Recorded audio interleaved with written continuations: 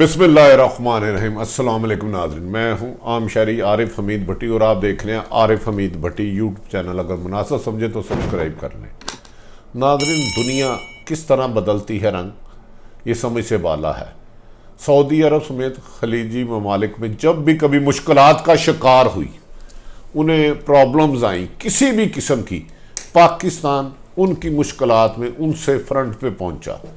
अगर सऊदी अरब आज महफूज है, बिल्कुल उसे तहफ़्फ़ुज़ है, कोई उसका कोई नुकसान नहीं कर सका था, उसमें पाकिस्तान का सर फरिस्त आगे करदार है। या हाँ, सऊदी अरब ने हमेशा भी पाकिस्तान के साथ हर अव्वल दोस्ती का किरदार अदा किया। दोनों एक दूसरे के करीब थे। इस्लामी ममालिक की कॉन्फ्रेंस भी पहली जुल्फ़िकार अली भुट्टो दौर में हुई। अब न जाने क्या हुआ। कुछ अरसे से कहा यह जा रहा है, बहुत बड़ी खबर है, कि शायद सऊदी अरब पाकिस्तान के साबिक़ आर्मी चीफ रहील शरीफ को पाकिस्तान वापस भेज सकता है। नाज़रीन, ये खबर किसी भी एटमी धमाके से कम नहीं। याद रखें कि सऊदी जो शहजादे हैं MBS, उनके ख़ानदान में भी उनके ख़िलाफ़ बगावत हो चुकी है और उन्हें भी ख़तरात लाहक हैं, जिसके बाद एक अरसा दराज से पाकिस्तान की फ़ौज वहाँ मुख्तलिफ़ तरीक़ों से सऊदी अरब का न सिर्फ तहफ़्फ़ुज़ किए हुए है, बल्कि उनके ख़िलाफ़ होने वाली हर साजिश को नाकाम कर देते हैं। इसके लिए बड़ी से बड़ी कुर्बानियाँ दी। ये मामला हुकूमतों से लेके पाक फ़ौज और सऊदी अरब हुक्मरान में हमेशा तय होते रहे। अब अचानक क्या ऐसी खराबियाँ हुई कि बरसों पुरानी दोस्ती, जो पाकिस्तान, दो जिस्म एक जान थे, सऊदी अरब और पाकिस्तान, इसमें डोनाल्ड ट्रंप अमेरिका ने किस तरह दरार डाली, कुछ आपके सामने हक़ाइक़ रखेंगे। नाज़रीन, आप जानते हैं कि कुछ अरसा कबल इसराइल ने दबाव डाला दुनिया भर में, जिस पर पाकिस्तान के वज़ीर आज़म ने कहा कि मैं किसी भी कीमत पर इसराइल को तस्लीम नहीं करूँगा। ताहम UAE की सरपरस्ती में, फौरी तौर पर UAE ने सऊदी अरब की सरपरस्ती में इसराइल को तस्लीम कर लिया। सऊदी अरब भी उनकी फ़ौज आने जाने लगी हैं, वफूद आने जाने लग पड़े। इन साजिशों के गढ़ ये कोई अचानक नहीं हुआ। अरसा दराज से अमेरिका इस चालबाजी पर काम कर रहा था कि इसराइल को पूरी दुनिया से तस्लीम कराएगी। तब बात आगे बढ़ी जब डोनाल्ड ट्रंप अमेरिका के सदर बने। इन्होंने कहा कि जूस आबादी की पूरी दुनिया में होल्ड कराना है। सऊदी अरब में आप जानते हैं नाज़रीन कि इस वक्त तेल ख़त्म होता जा रहा है। सऊदी अरब को अपना फ्यूचर सेफ करना के लिए उसने हिकमत अमली बनाई। नाज़रीन, जैसे मैंने बताया कि जनरल रहील शरीफ को वहाँ भेजा गया उन हालात में जब सऊदीया सख्त क्राइसिस में था। दीगर 2-3 ममालिक के साथ उनके तल्लुकात भी कशीदा थे और ख़ानदान ने बादशाहत में भी कई इख्तलाफात थे। अब अचानक क्या हुआ कि इसराइल के कहने पर पहले UAE ने पाकिस्तान के लोग निकाल दिए, सऊदी अरब ने आहिस्ता आहिस्ता निकालना शुरू कर दिए। फिर अचानक ये हुआ कि हमारे ओवरसीयर्स के पाकिस्तान के मशीर वज़ीर आज़म के सख्त नाकाम हुए जब UAE ने पाबंदी लगा दी कि पाकिस्तान से किसी शख्स को वीज़ा नहीं देगा, जबकि भारत के लोगों को बड़ी तादाद में UAE और सऊदी अरब बुलाया जा रहा है। साजिश ये की जा रही है कि तमाम पाकिस्तानियों को आउट करके भारत और बांग्लादेश और दीगर ममालिक से लोग बुलाए जाए। इसमें सऊदी अरब बज़ाहिर बादिउल नज़र में जो इंटरनेशनल अखबारात खबरें दे रहे हैं, सऊदी अरब, UAE और खलीजी ममालिक एक हैं। पहले इसराइल को मराकश, उर्दन और दीगर ममालिक ने तस्लीम किया। फिर तुर्की ने भी अपना सफ़ीर वापस उनके मुल्क भेज दिया। अब भारत की पहले उनके बहुत ज़्यादा सीज़न बादशाहत हुआ करते थे, जो हिकमत अमली से मामला तय कर लेते थे और दीगर ममालिक के साथ पाकिस्तान को हमेशा फ्रंट पर रख के साथ चलते थे। लेकिन नए बादशाह MBS आए, वो जोश खताबत में, जज्बात में बेहतर फैसले ना कर सके और मजलिस सऊदी अरब की जो शूरा थी उसको ख़त्म कर दिया गया। कुछ अर्सा कबल भारत के आर्मी चीफ पहली दफ़ा UAE और सऊदी अरब के दौरे पर गए। जनरल मनोज ने वहाँ 2-3 दिन खुफिया सरगर्मियाँ रखी और वहाँ मीडिया को इसकी खबर भी ना दी, लेकिन इसको बाद इंटरनेशनल मीडिया ने भारतीय आर्मी चीफ मनोज की खबर का इतला दी। उसके बाद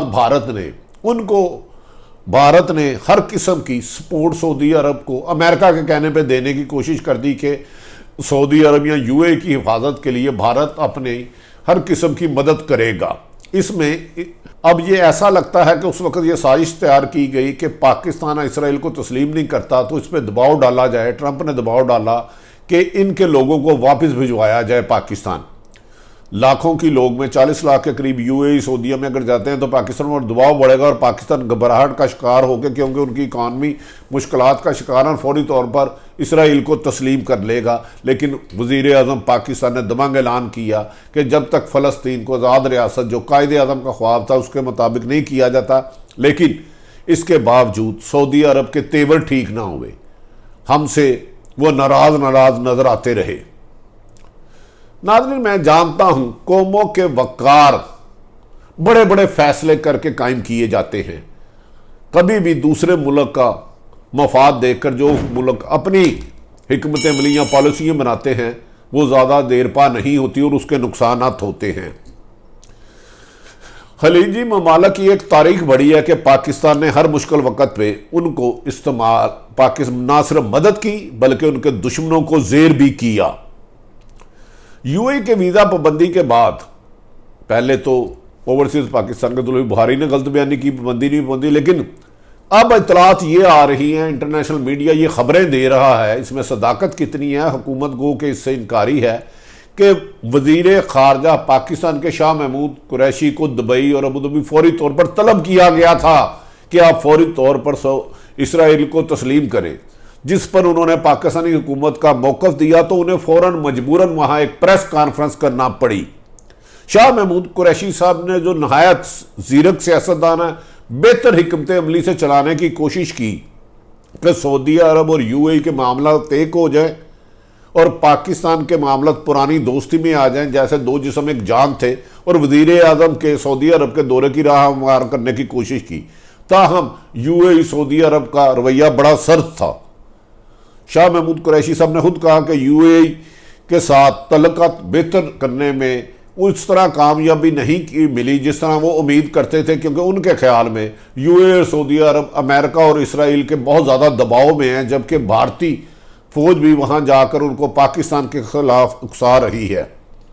वज़ीर ख़ारजा शाह महमूद कुरैशी को तलब करने का वजह तो ये हो सकती है कि 10 जनवरी से पहले डोनाल्ड ट्रंप ने जाना है, इसको तस्लीम करे। क्या ये बहुत बड़ा सवाल है जो पूरी दुनिया की वहाँ सऊदी अरब में फ़ौज है उसकी सरबराही साबिक़ army chief retired general Raheel Sharif कर रहे हैं। क्या उनको वाकई ही वापस भेजने का रिस्क कर सकते हैं? क्या इससे सऊदी अरब में हालात ख़राब ना होंगे?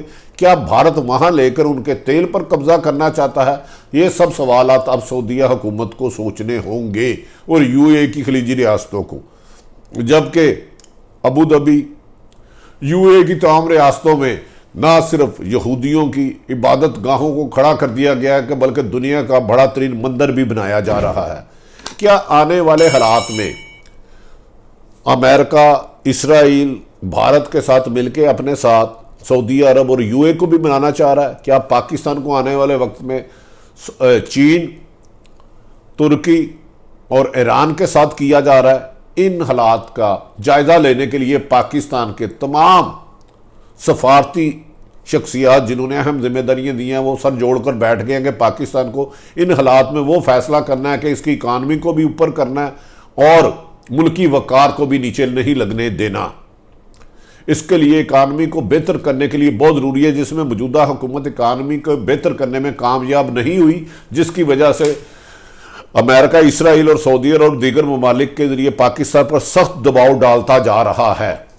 नाज़रीन, ये बड़ी सूरत हाल संगीन होती जा रही है।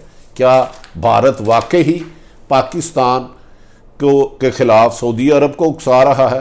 क्या इसराइल अपनी कामयाबी साजिशों में कामयाब हो गया? क्या डोनाल्ड ट्रंप ने अपना किरदार पूरा अदा कर लिया है कि पाकिस्तान को खलीजी रियासतों से अलग करे, जबकि पाकिस्तान आज भी इस बात का दावेदार है कि यूएई और खलीजी रियासत सऊदी अरब हमारे हमसाए और इस्लामी ममालिक है, हम इनके लिए हर कुर्बानी देने के लिए तैयार है? क्या सऊदी बादशाह, MBS और यूएई के बादशाह इस हक़ाइक़ को समझ सकेंगे? क्या वो इसराइल की साजिश को निकल सकेंगे? अगर ऐसा नहीं होता तो समझ से बाहर है। पाकिस्तान बनने से पहले की दोस्ती सऊदी अरब की और अरसा दराज से, जब पाकिस्तान ने सऊदी अरब को हर बला से महफूज रखा, जहां उनकी फ़ौज भी तैनात है, जहां उनकी अहम शख्सियात बादशाह समेत शहजादों समेत सबकी सिक्योरिटी पाकिस्तान के साथ है, तो क्या वो इस मौके पर कोई बड़ी नादानी कर सकते हैं? तब पाकिस्तान बेहतर हिकमत अमली से इन मामला को तय करने की कोशिश कर रहा है। नादरीन, इतने में भारत भी अपना जहरीली चाल चलने से बाज नहीं आ रहा। बार बार वो प्रोपोगंडा कर रहा है वो पाकिस्तान में सर्जिकल स्ट्राइक कर सकता है। आज ही वज़ीर आज़म पाकिस्तान इमरान खान साहब ने दिया है कि उन्हें अपनी इंटेलिजेंस इंफॉर्मेशन मिली है कि भारत फॉल्स फ्लैग ऑपरेशन करेगा तो हम भरपूर जवाब देंगे, भारत इस गलती में ना रहे। ये जवाब उसको 26 फरवरी से ज़्यादा खौफनाक और तेज़ रफ्तारी से दिया जाएगा। इस सिलसिले में पाक फौज की मूवमेंट पाकिस्तान भर में तेजी से जारी है और जितनी पाक फौज की प्रैक्टिस की जा रही है फायरिंग की और भारत के हदूफ को सामने लेकर, माजी में इतनी तेजी से कभी ये प्रैक्टिस नहीं हुई। नाज़रीन, हमें यह भी सोचना होगा कि पाकिस्तान OIC जैसे प्लेटफॉर्म जो इस्लामी ममालिक था, वहाँ अपनी पोजीशन कमज़ोर क्यों कर रहा है या उनकी पोजीशन कमज़ोर क्यों हो रही है? क्या ये भी इंटरनेशनल साजिश का एजेंडा है? जबकि ये इस्लामी ममालिक है, इसमें भारत कैसे घुस बैठा? भारत की वज़ीर खारजा को उसमें कैसे बिठाया गया? ये इस्लामी ममालिक का है। मकबूजा कश्मीर में जो जुल्मो सितम हुए, इसी तरह फ़लस्तीन में जुल्मो सितम हो रहे हैं। हम भारत को नहीं मान रहे। क्या इसराइल को तस्लीम करना अक्लमंदी होगा या दबाव में आकर कोई बड़ा फैसला तेज़ करा सकते हैं? ताहम आज तक तो वज़ीर आज़म का यही कहना है, लेकिन इसराइल अपने मकार धंधे, डोनाल्ड ट्रंप अपने मुख्तलिफ तरीक़ों से हर सूरत में मिडल ईस्ट के तेल पर कब्ज़ा करने के लिए खलीजी ममालिक सऊदी अरब UAE को अपने नीचे लगा चुका है। वहाँ ना सिर्फ अपने अड्डे कायम कर रहा है, बल्कि जहाँ जहाँ तेल के ज़खायर हैं उन पर भी अपना कब्ज़ा कर रहा है। लेकिन हैरत वाली बात है कि सऊदी हुकाम इससे उस साजिश को समझने में कामयाब नहीं हो पा रहे। उन्हें एक तरफा दिखा रहा है। कभी इसराइल ये शोशा छोड़ देता है कि वो ईरान पर हमला करेगा और खलीजी ममालिक के अड्डे इस्तेमाल करेगा, जिस पर ईरान ने वादया कहा था जिन ममालिक से पाकिस्तान ईरान पर गोलाबारी तब करेंगे। क्या भारत पाकिस्तान में फॉल्स फ्लैग ऑपरेशन करेगा,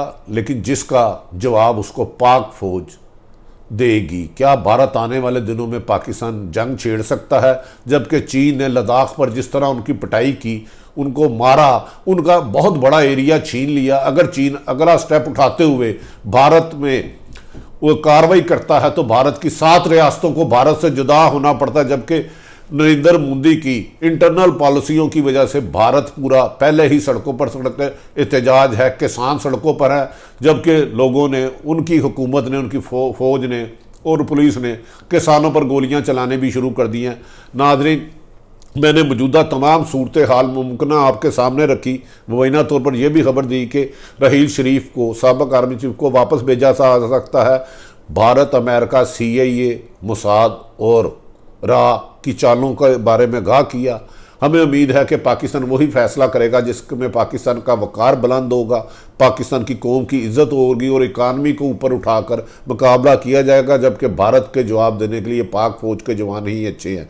नाज़रीन, आरिफ हमीद भट्टी की ये गुफ्तगू अगर आपको पसंद आए, मुनासिब समझे तो सब्सक्राइब करें, बेल आइकॉन दबा दें ताकि जैसे ही नई वीडियो आए आपका नोटिफिकेशन आपके मोबाइल तक आ सके और आप उसको देख सकें। अपने इर्द गिर्द रहने वालों की खुशियों का ख्याल रखें, किसी को तकलीफ ना दे। अल्लाह ताला पाकिस्तान के लिए बेहतर रास्ते निकालेगा। पाकिस्तान जिंदाबाद।